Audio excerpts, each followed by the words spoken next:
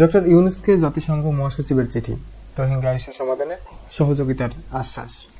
জাতিসংঘ মহাসচিব Antonio Guterres বলেছেন, জোরপূর্বক বস্ত্রচ্যুত রোহিঙ্গাদের আশ্রয়দাতা হিসেবে বাংলাদেশের প্রতি সমর্থন নিশ্চিত করতে জাতিসংঘ আন্তর্জাতিক সম্প্রদায়কে আরও সক্রিয় করা অব্যাহত রাখবে।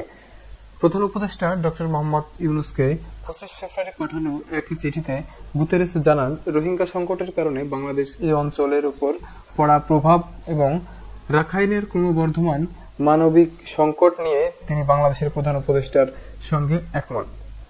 তিনি চিঠিতে বলেন, রোহিঙ্গা নিরাপদ স্বেচ্ছামূলক প্রত্যাবর্তনের জন্য প্রয়োজনীয় উপযোগী পরিবেশ তৈরি করা সহ মিয়ানমার সংকটের একটি রাজনৈতিক সমাধানের উদ্দেশ্যে আঞ্চলিক অংশীদার দক্ষিণ পূর্ব এশিয়া দেশগুলো, ছোট এশিয়ান ও অন্যান্য সংশ্লিষ্ট পক্ষগুলোর সঙ্গে আমার বিশেষ দূতের মাধ্যমে ঘনিষ্ঠভাবে কাজ চালিয়ে যাব।